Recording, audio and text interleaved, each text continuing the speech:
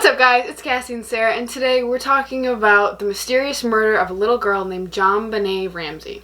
And if you like watching murder mysteries, make sure you hit that subscribe button and keep on watching. JonBenet Ramsey was born in 1990 in Atlanta, Georgia, to Patricia and John Ramsey. She also has an older brother named Burke Ramsey. John Ramsey was a businessman who was the president of Access Graphics, a computer system company that later became a subsidiary of Lockheed Martin. His first marriage ended in divorce in 1978. His two surviving adult children, a son and a daughter, lived elsewhere. In 1991, John had moved with his second wife and family to Boulder, where Access Graphics headquarters was located. Patricia, or Patsy for short, entered their daughter in various child beauty pageants that were held in Boulder. JonBenet won the titles of America's Royal Miss, Little Miss Charlevoix, Little Miss Colorado, Colorado State All-Star Kids Cover Girl, and National Tiny Miss Beauty. JonBenet's active role in child beauty pageants and Patsy's reported pageant mother behavior were reported by the media after the murder. JonBenet's body was found on December 26, 1996, in her family home in Boulder, Colorado. She was buried at St. James Episcopal Cemetery in Marietta, Georgia, on Tuesday, December 31, 1996. In the summer of 1997, approximately 6 months after JonBenet's death, the Ramseys moved to a new home in Atlanta after a summer at their vacation retreat in Charlevoix, Michigan. Patsy died of ovarian cancer at age 49 in 2006. She was buried next to her daughter. That was just like a little Preview! Preview background, of like the parents. Yeah, so... And like her the pageants she was like a really big, like... pageant child, whatever, and I guess when I talk about her pageant mother behavior, I feel like, wasn't she, like, very, I don't want to say mean, but, like... I know, like, if you've seen, like, toddlers and tiaras. Yeah, that is, like, nuts. Like, I think Patsy or JonBenet's mom was like that. Like, very, like, you need to win. You need to win, like... Yeah. So... Not nice. Okay, so the next little piece we have is the ransom note that was left at the Ramsey house. Sarah's going to read that, but we just want to, like, read the full ransom note so you guys can kind of understand what we're talking about later in the story. Mr. Ramsey, listen carefully. We are a group of individuals that represent a small foreign faction. We respect your business, but not the country that it serves. At this time, we have your daughter in our possession. She is safe and unharmed, and if you want her to see 1997, you must follow our instructions to the letter. You will withdraw $118,000 from your account. $100,000 will be in $100 bills, and the remaining $18,000 in $20 bills. Make sure that you bring an adequate size attached to the bank. When you get home, you will put the money in a brown paper bag. I will call you between 8 and 10 a.m. tomorrow to instruct you on delivery. The delivery will be exhausting, so I advise you be rested. If we monitor you getting the money early, we might call you early to arrange an earlier delivery of the money and hence an earlier delivery pickup of your daughter. Any deviation of my instructions will result in the immediate execution of your daughter. You will also be denied her remains for proper burial. The two gentlemen watching over your daughter do not particularly like you, so I advise you not to provoke them. Speaking to anyone about your situation, such as police, FBI, etc., will result in your daughter being beheaded. If we catch you talking to a stray dog, she dies. If you alert bank authorities, she dies. If the money is in any way marked or tampered with, she dies.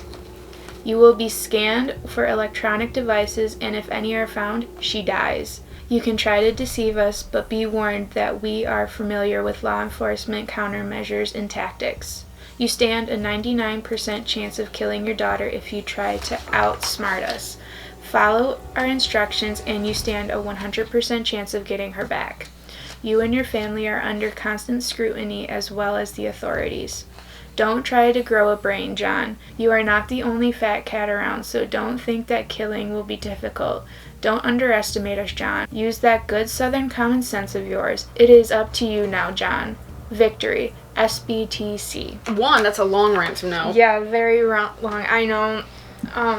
Reading this, they said it was, like, too long to be a ransom note. Yeah, it's very, like... detailed. Yeah. They represent A small group. Foreign faction. So they're probably not even American. If it was actually somebody foreign who wrote it. Yeah. But what I find interesting that they use his first name.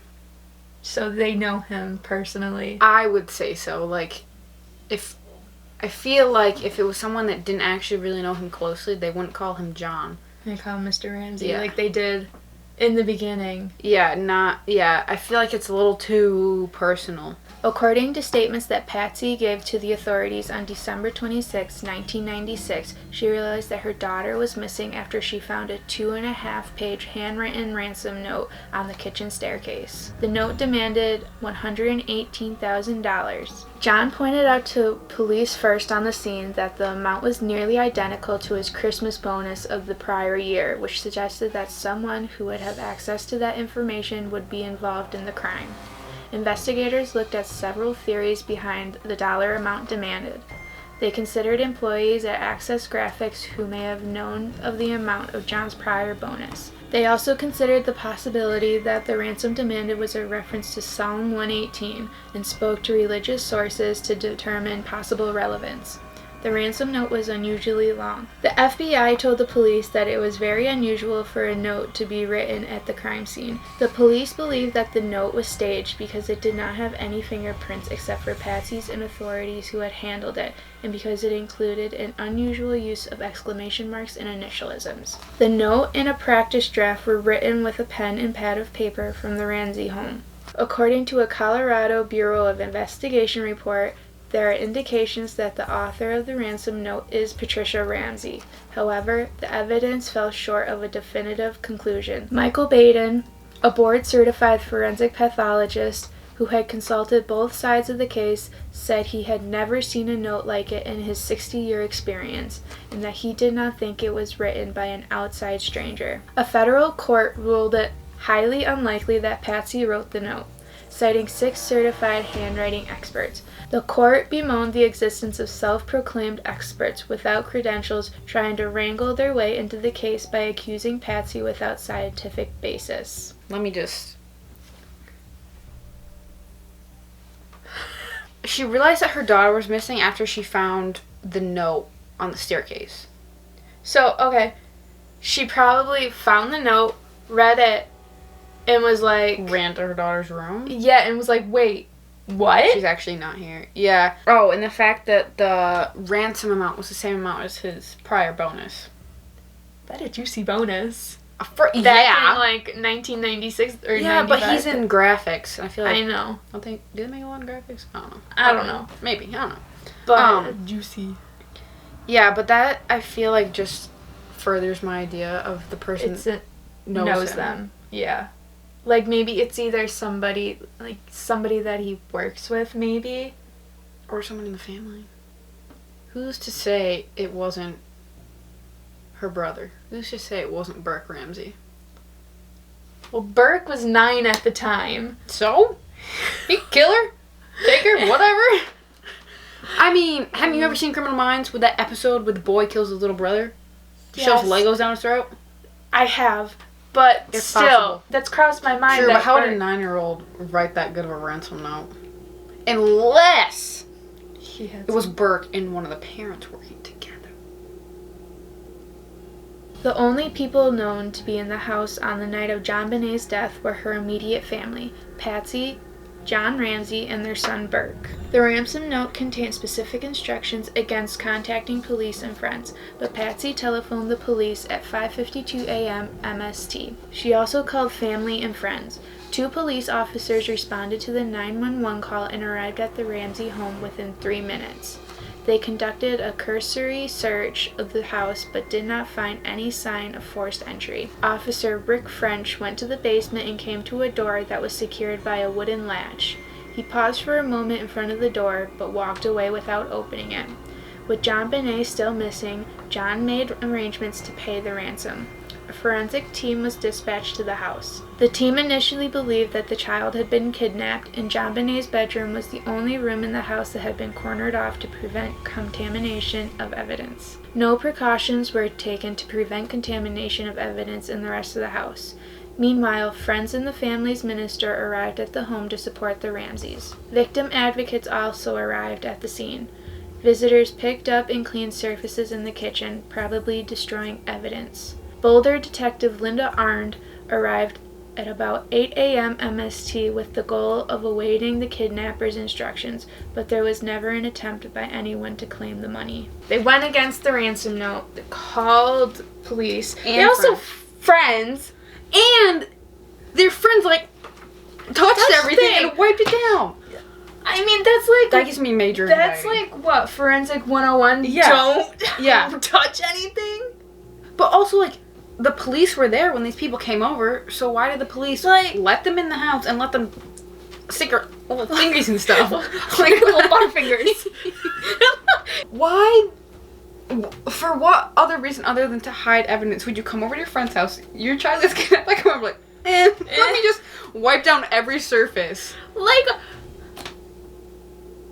I would be there, like, consoling you. Yeah, why would you be cleaning and, like, my trying to help you, like, find your child? The only reason for them to do that is to hide evidence or something. Yeah. I don't know. Why wouldn't they, like, make a good sweep of the house?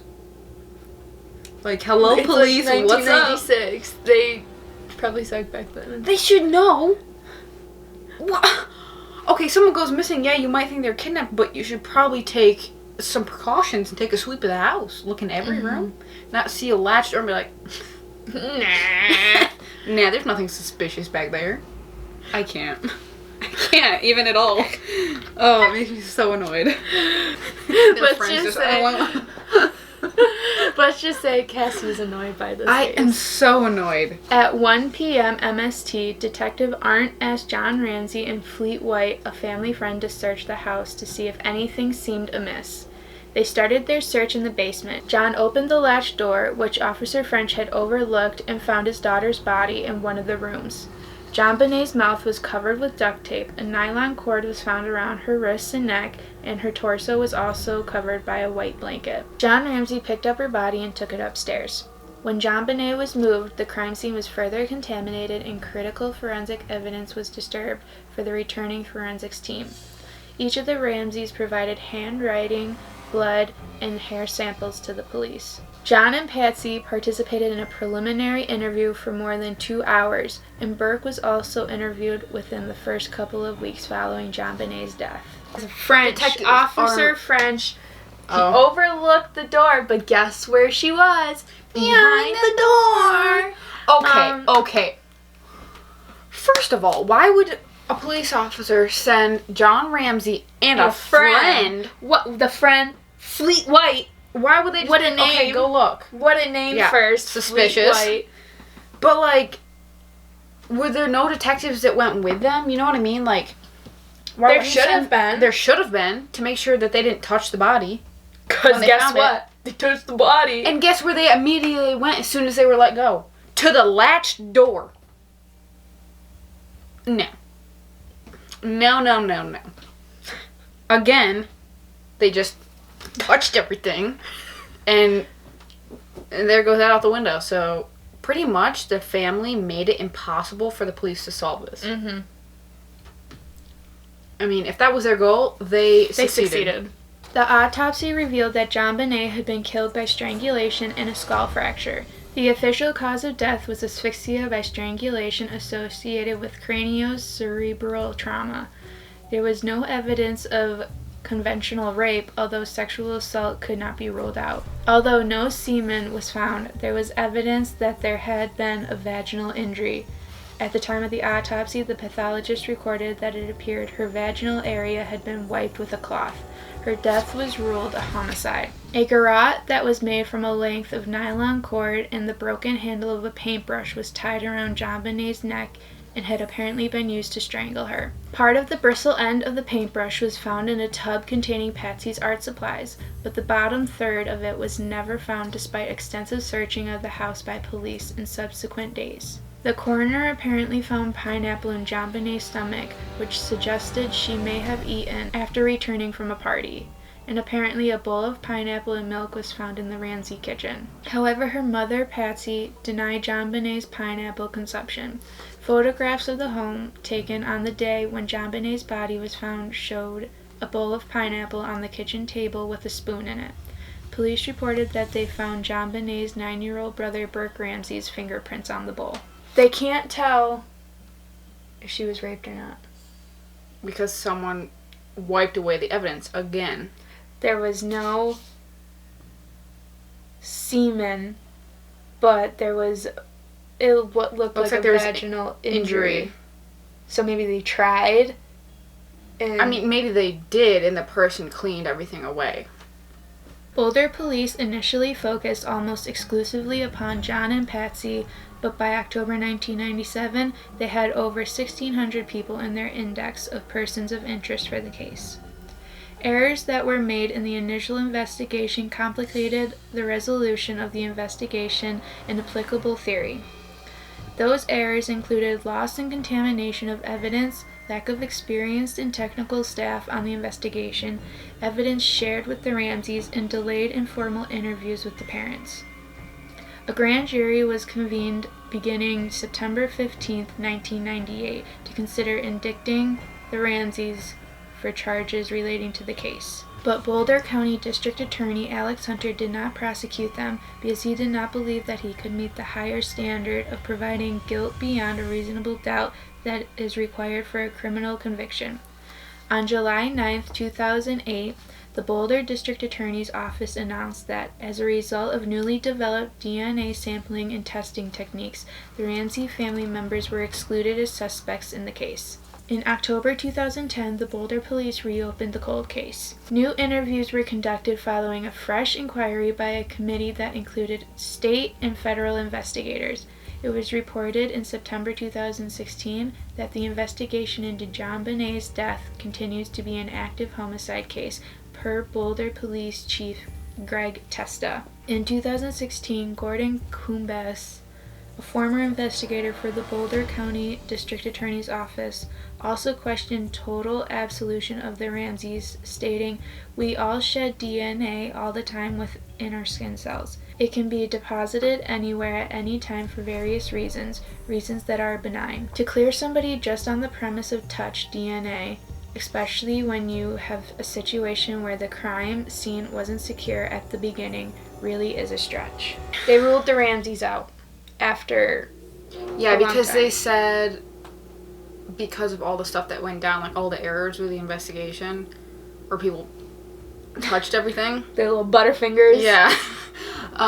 And how, like, the police weren't, like, experienced enough, whatever, which is, like total BS. Like, they're trained for this. Trained. Like, I don't know what was going on in 1996, but they didn't have their act together. Apparently not. So, basically, they don't really have any main suspects. No. In December 2003, forensic investigators extracted enough material from a mixed blood sample found on JonBenet's underwear to establish a DNA profile. That DNA belonged to an unknown male person and excluded the DNA of each of the Ramseys.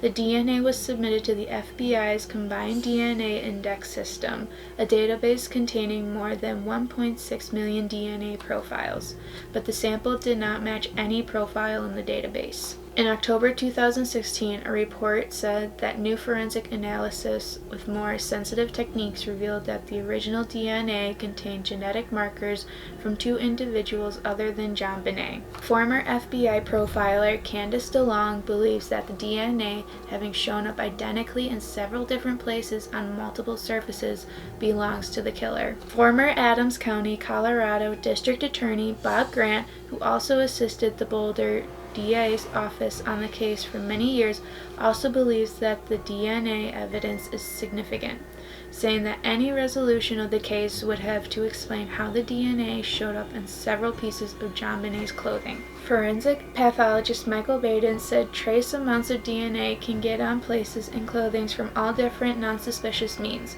There is no forensic evidence to show that this is a stranger murder. Okay, so they found blood samples on her underwear that didn't belong to her or the Ramseys. So that, I guess, ruled them out. Yeah. As of right now, anyways. I mean, so, obviously there was 2 people, at least 2 people. So it could have been the group, like it originally said from the ransom note. Yeah. Or it was maybe like a family friend. Maybe there's that Fleet White. Suspicious. You know, Fleet or, you know, working with someone in the family or whatever. There are theories that we're going to talk about. Yeah. So there's the family member theory and the intruder theory. We're going to start with the family member theory first. Boulder police initially concentrated almost exclusively upon the parents, John and Patsy Ramsey. According to Greg McCrary, a retired profiler with the FBI, statistically it is a 12-to-1 probability that it's a family member or a caregiver who is involved in the homicide of a child. The police saw no evidence of forced entry, but they did see evidence of staging of the scene, such as the ransom note. One theory is that Patsy struck JonBenet in a fit of rage after a bedwetting episode and strangled her to cover up what had happened, after mistakenly thinking she was already dead. However, Patsy did not have a known history of uncontrolled anger. JonBenet's brother later said, "We didn't get spanked, nothing of the sort, nothing close, nothing near laying a finger on us, let alone killing your child." The case of JonBenet Ramsey, a show broadcast on CBS on September 18th and 19th, 2016, said that they used a group of experts to evaluate the evidence. The group theorized that Burke hit his sister in the head with a heavy object, possibly a flashlight, after she stole a piece of pineapple from his bowl. Perhaps not intending to kill her, they suggested that the ransom letter was an attempt to cover up the circumstances of JonBenet's death. Either Patsy or Burke did it. Which, I mean, the police don't seem to think it's a stranger. They think it's someone that knows them, someone related, whatever. Yeah. And, I mean, it kind of would make sense. So if someone hit her in the head, say Burke or her mother, after she did something they didn't like, and then strangled her because they thought they already killed her or whatever. So, like, cover it up. Yeah, and then kind of, like, made this whole thing up, which would make sense to why the ransom note said John in it, and why the amount was so specific. But, again, it comes back to, like, the DNA evidence. They had one that came back saying it didn't belong to the family, and then there was, like, another one that they don't know. It's just what I want to know. If Burke did it, I want to know how he did the ransom note. Well, what if Burke did it and the parents did the ransom note to cover it up so that their son or any of them didn't get caught? Yeah. You know what I mean? And they said it was an outside party. No way to find that party, so they would just... Okay, yeah. See, you know what I mean? I can't believe I didn't think of that. That, like, Burke did it and his parents covered it up. Yeah. I mean, how look at who's losing their... Look who's using their noggin now. Criminal Minds. Criminal Minds coming in handy. It's like an episode from Criminal Minds. So. This is the intruder theory next. The police and the prosecutors followed leads for intruders partly due to the unidentified boot mark left in the basement room where JonBenet's body was found. Early persons of interest included neighbor Bill McReynolds, who played Santa Claus, former family housekeeper Linda Hoffman Poe, and a man named Michael Helgoth, who died in an apparent suicide shortly after JonBenet's death. Hundreds of DNA tests were performed to find a match to the DNA recovered during her autopsy. Smith assessed the evidence and concluded that an intruder had committed the crime. On the night JonBenet was killed, there had been 2 windows that were left slightly open to allow for electrical cords for the outside Christmas lights to pass through, a broken basement window, and 1 unlocked door. Smith's theory was that someone entered the Ramsey home through the broken basement window. This has been criticized because there was an intact cobweb in the basement window. The steel grate that covered the window also had undisturbed cobwebs, and the foliage around the grate had been undisturbed. There were also cobwebs in the tracks of various windows, and dust and debris were on some sills. Smith believed that the intruder subdued JonBenet using a stun gun and took her down to the basement. JonBenet was killed and a ransom note was left. Smith's theory was supported by former FBI agent John E. Douglas, who had been hired by the Ramsey family. It was determined that there had been more than 100 burglaries in the Ramsey's neighborhood in the months before JonBenet's murder. There were 38 registered sex offenders living within 2-mile radius of the Ramsey's home. All right, don't buy it. You don't buy it? Nope. Because, like they said, there was windows left open, in the basement? Mm-hmm. And there's cobwebs there. There's no way somebody's climbing through the window without snatching those cobwebs off, dude. And then also, if somebody hit her with the stun gun, there would be marks. That's what I was just thinking. I was gonna say that. I'm like, in the autopsy, they would have said burn marks, little marks from a stun gun. Yeah. There's no way. So how could the FBI agent be like, oh yeah, that's it? But there's no marks on her body from the stun gun. The windowsills were perfect. Like nothing was disturbed. This theory is a load of hooey. Yeah. The last thing to talk about is we got a false confession here. Yeah. A false confession. Just throw that into the pot. We're just gonna add this. John Mark Carr, a 41-year-old elementary school teacher, was arrested in Bangkok, Thailand on August 15, 2006, where he falsely confessed to murdering JonBenet. He claimed that he had drugged, sexually assaulted, and accidentally killed her. According to CNN, authorities also said that they did not find any evidence linking Carr to the crime scene. In his confession, Carr had provided only basic facts that were publicly known and failed to provide any convincing details.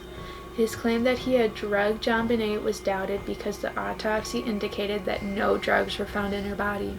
DNA samples that were taken from Carr did not match DNA found on JonBenet's body. Okay. This guy. What? Tell me why you're all the way in Thailand and you're like, hey, that was me. Thailand. He probably thought, they're not going to come and get me. Well, guess what? They did. Well, but you only provided basic facts. And your DNA didn't even match. But, why would you confess to him, you just want to be famous? Is that why? That, or maybe he did do something to... Because, obviously, JonBenet had to be going to elementary school. She had to be, kindergarten? After... He probably, maybe... If he had confessed... Maybe he did do something to her, but, while she was, in elementary school. I mean, maybe. And he fled to Thailand. But I doubt it. No, he probably just, but... It's a stretch. I mean... That is the story. the melting pot of... Oh, yeah, so... Unsolved. What's your thoughts? Overall theory, what's your thought? What's your last? I'm not sure. I don't think it's true, but I really liked the thought that Burke did it and the parents wrote the ransom note. I feel like... It's an inside job. That's what I think. It has to be. Even if it wasn't Burke, I think it could have been the mom or the dad. And they just worked together. One of the three. Yeah, and then watch, they probably invited all those people over to make confusion. Get their little butterfingers and... touch everything. Yeah, I agree. I definitely think it was someone in the family. Yeah. But I think that they got help from someone outside, Fleet White or a friend. Because they said that they did find DNA that didn't match the family. Fleet White, you son of a gun. Let us know what you guys thought. Let us know your theories, if you agree with the intruder theory or the family member theory, whatever. Our theories, did we throw any theories out there, or did we just agree with? Pretty much just agree with the family member. Yeah. One. Leave that in the comments. We want to talk. Oh, make sure you like, comment, subscribe. All that good stuff. Turn on your post notifications. Yeah, so you get notified every time we post. We will see you guys next Friday. Peace.